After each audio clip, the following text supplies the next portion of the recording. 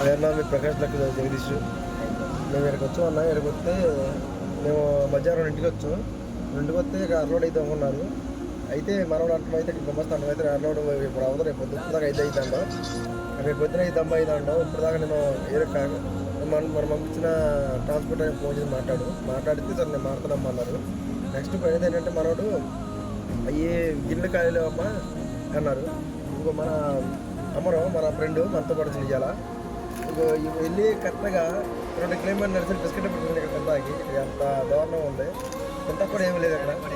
తింటకు కూడా ఏమీ లేదు. 2 కిలోమీటర్లు 2 బిస్కెట్ పెట్టుకుంది ఇక్కడ బట్టి కొట్టుకాడ. అలాంటి దాంట్లో ఇక్కడ డ్రైవర్లు ఎంత ఇబ్బంది పడుతుంది చూడండి. ఇంకా లారీ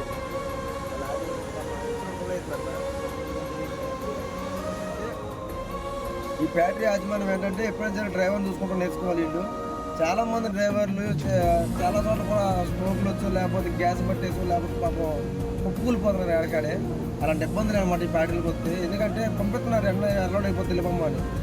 ఆ డ్రైవర్ కూడా ఏం తినకుండా గమ్మున అన్లోడ్ చేసి వెళ్ళిపోదామని చెప్పి ఎవరికైనా కంగారు ఉంటుంది కదా, గమ్మున ట్రిప్ పడుతుంది అనుకుంటే వచ్చి వెళ్ళిపోతున్నారు.